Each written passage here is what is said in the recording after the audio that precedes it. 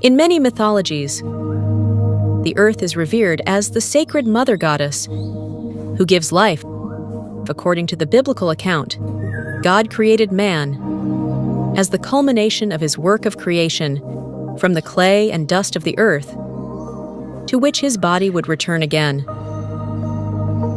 The earth, therefore, has both in itself sacred and earthly character.